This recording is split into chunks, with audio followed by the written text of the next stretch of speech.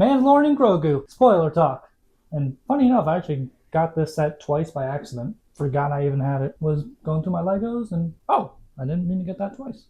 Alright, I'm probably not going to go over everything, just the major stuff that happens. I definitely am not going to do a play-by-play because I'm definitely not going to remember that all. A lot happened. Now, starting off, the main plot point, Rada the Hutt. He was a mission that Mandalorian had to go do and get him back to his aunt and uncle, the Hutt. Now, Rada was kind of how Hulk was in Ragnarok. He was kind of a ploy for another person who was making money off of him, but he was kind of stuck in the situation kind of thing. And the more you find out about Rada, the more you kind of like him. I was kind of growing more fond of him over time because I did not expect him to last as long as he did in this movie. I was kind of just expecting him to be a mission, get him, deliver him, and that's it, one and done kind of thing. Never see him again. Nah, he stayed throughout the whole movie. I was pretty cool because you kind of grew more fond of him. And my God, look at this guy. This dude, I'm not sure if he's related to Jabba the Hutt or The Rock, because look at those damn bodies. He was more of a swole boy than a Hutt boy. And like I said in my last video, I kind of thought Zeb was going to have more of a role than he did, but maybe he's just kind of a pilot kind of guy, and I'm just not real sure of it. But the actual titular characters, Mandalorian, Grogu. I kind of thought that this movie's title was just going to be marketing for the fact of like, oh, it's Mandalorian and Grogu. How cute of a little guy that he is kind of thing. It was like Grogu wasn't going to play much of a role, just besides being the cute little sidekick like he is in the show. But nah, he definitely played more of a role than I expected him to be. He kind of goes off on his little side quest of his own with these little monkey kid creature things where little kids that he can get along with. Perfect. Pair him up with them.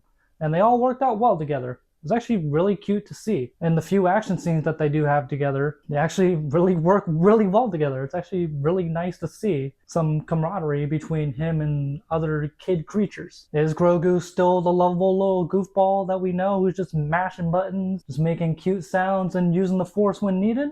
Yeah, absolutely, but he does get a little bit of growth in this movie. And I know it's said that he's like 50 years old, so technically he's like a young baby to other people because his species, the Yoda species, which doesn't have a species name, lives on to be like 900. So like he's getting a little bit of growth in there. He's probably like the equivalent to like a 2-year-old at this point for humans.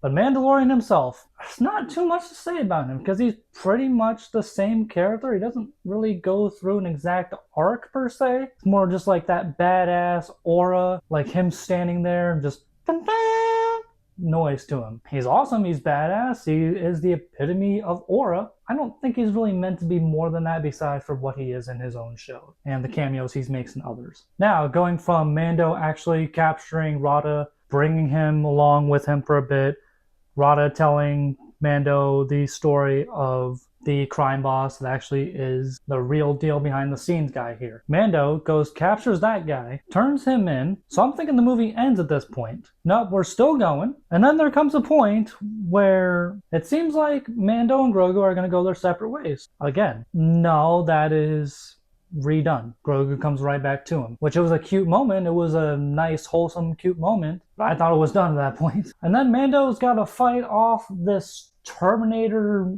android robot droid thing, which I'm not sure if it had an actual name, but it reminded me of the Terminator, so I'm going to call it the Terminator droid. It's just like, yes, mission, go, destroy the Mando.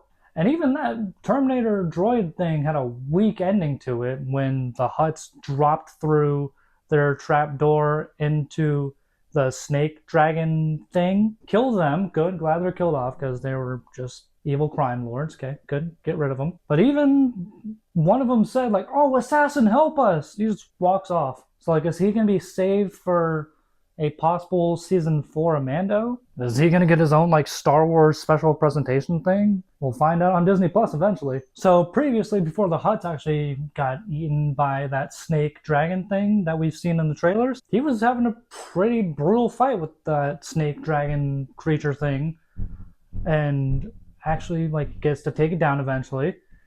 But in the process, he gets his suit under his armor cut and is poisoned there from a cut. Okay, interesting plot point.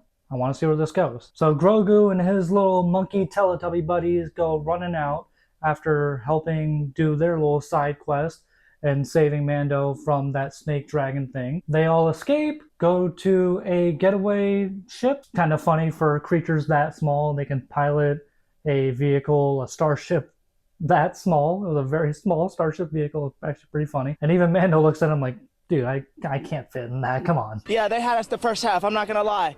He's like, you guys go, I'll hold them back. So Mando goes off, starts holding these guys back. And actually, this is at a point where I thought Mandalorian, Din Djarin, I thought he actually died in the film. I was like, okay, damn, I was not expecting that. He's holding off bad guy droids, and his little Yoda son gets away. Okay, Grogu can go off, live his own life with his little monkey creature friends, and have a good time doing whatever he's gonna do. Oh, no, he's back. It's a great, wholesome moment. It's very sweet, but it didn't, not undeserved, but contradictory. But Din is still lying there, what seems to be lifeless, but you can still kind of hear him breathing. So it's like, okay, he's still alive. Maybe he'll make it, maybe he won't. We'll see. Grogu makes him like this little dirt shelter and puts leaves over him. Okay, I see what he's going for. Hide the body from the droids and have some warmth and give him a possible burial to his father figure. Okay, I see where this is going.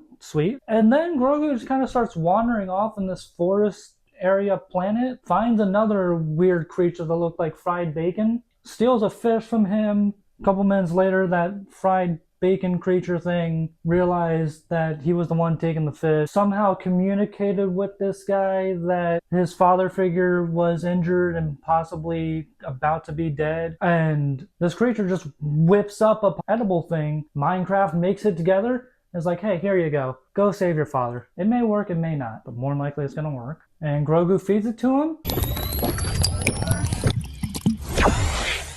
goes, lays down next to his body. I'm thinking he's like, oh, I value this person, I love this person, I'm gonna lay with them in their dying days. That's what I thought was gonna happen. But the guy saying, hey, it may work, it may not, was kind of like, okay, they actually may kill off this pretty beloved character. All right, that's ballsy, but all right, let's see where this goes. Because there's not really much for this character left to do at this point. Grogu previously force closed that scar together, so he wasn't cut anymore, he wasn't poisoned anymore. But nah, next scene, he's all good. They reunite like father and son, hug it out, and go, and I thought the movie was about to end. No, we got one more action scene. They take down the Hutt treehouse, pretty much it was, and then go back to their Republic base, land there, got some cute little wholesome moments between Grogu and Mando. Roll credit. Like I said, it was not a bad film. It was a fun little 2-hour ride, which I can totally see a couple parts of it being a Disney Galaxy Edge ride. Definitely felt like that at some points. It was fun. Mando had some great scenes, great action, badass, just aura farming nonstop. Grogu was a cute little guy, made a couple of jokes in there, was just standing there being cute. Got some awws from the crowd, which, like I said, I'm glad I saw it, but did it need to be made? I really don't know. But do I want to know that guy's workout plan? Yes, I do. I believe that's all I really got to say spoiler-wise about Mandalorian Grogu. You tell me what you think. Spoilers in the comment section. Have at it. Stay safe, stay sexy, and this is the way.